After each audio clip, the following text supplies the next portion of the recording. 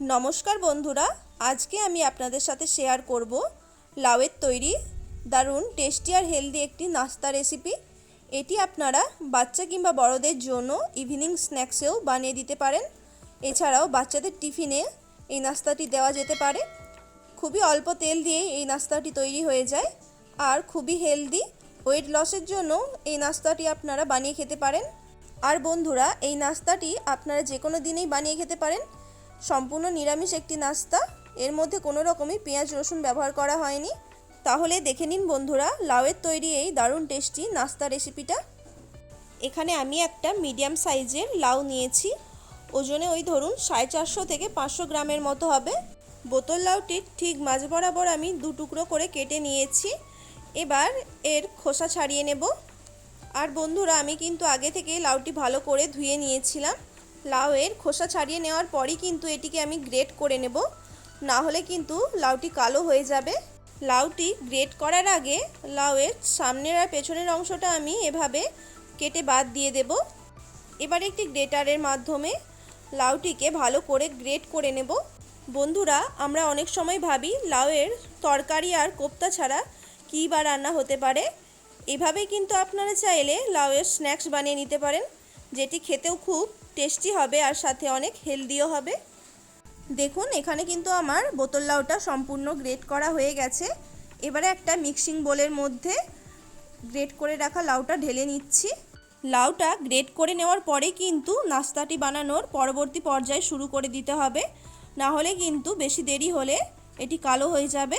এর মধ্যে এবার দিয়ে দেব 1/2 টিস্পুন লবণ, 1/4 টিস্পুন হিং, 1/2 টিস্পুন গ্রেট করে রাখা আদা, 5 থেকে 6টার মতো কাঁচা লঙ্কা একদম মিহি করে কুচানো, 1/2 টিস্পুন আধ ভাঙা জিরে আর 1/2 টিস্পুন আধ ভাঙা করে রাখা ধনে। সাথে দিয়ে দেব 1/2 টিস্পুন হলুদ গুঁড়ো, 1/2 টিস্পুন লঙ্কা গুঁড়ো, 1/2 টিস্পুন গরম মশলার গুঁড়ো, কিছুটা ধনে পাতা কুচি।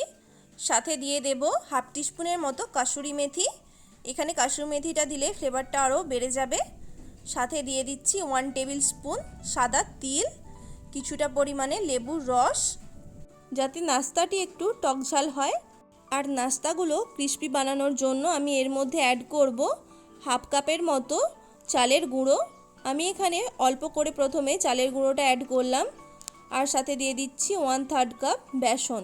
শুরুতেই আমি সম্পূর্ণ চালের গুঁড়ো আর বেসনটা অ্যাড করলাম না, যেহেতু লাউয়ের মধ্যে অনেকটাই জল থাকে, সেই জন্য আমি অল্প অল্প করে চালের গুঁড়ো আর বেসনটা দিয়ে মিশ্রণটা তৈরি করে নেব।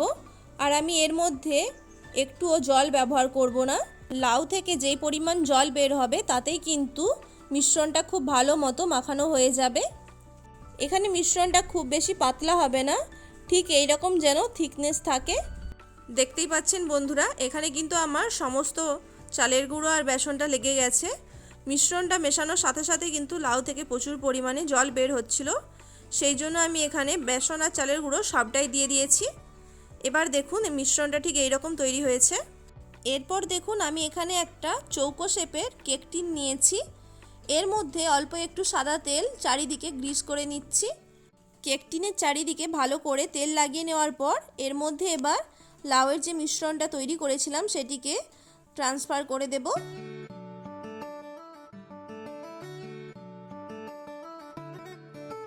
সমস্ত মিশ্রণটা কেক টিনের মধ্যে ঢেলে দেওয়ার পর হাত দিয়ে একটু ভালো করে ঝাঁকিয়ে নেব, যাতে চারিদিকে স্প্রেড হয়ে যায়।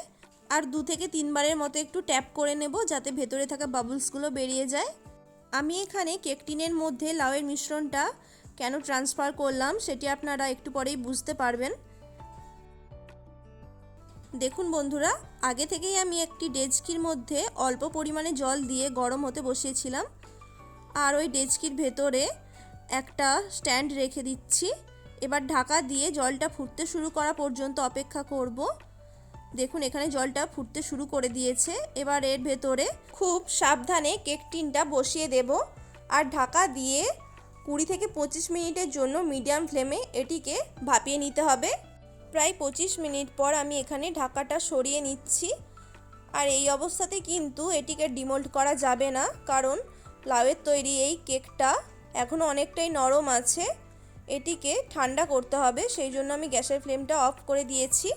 এটিকে ঠান্ডা করার জন্য আমি প্রায় 10 মিনিটের মতো পাখার হাওয়ায় রেখেছিলাম। আর দেখুন এটি একদম শক্ত হয়ে গেছে। এবার এটিকে ডিমোল্ড করা যেতে পারে। সাইডের অংশটা এভাবে ছুরি দিয়ে একটু কেটে নিচ্ছি যাতে খুব সহজে ডিমোল্ড করা যায়। আর বন্ধুরা, গরম অবস্থাতে এটিকে একদমই মোল্ড থেকে বের করার চেষ্টা করবেন না, না হলে কিন্তু এটি একদম ভেঙে যাবে। একটা প্লেটের ওপর আমি এটিকে বের করে নিয়েছি। দেখুন লাউয়ের তৈরি এই কেকটি কতটা সুন্দর দেখতে লাগছে।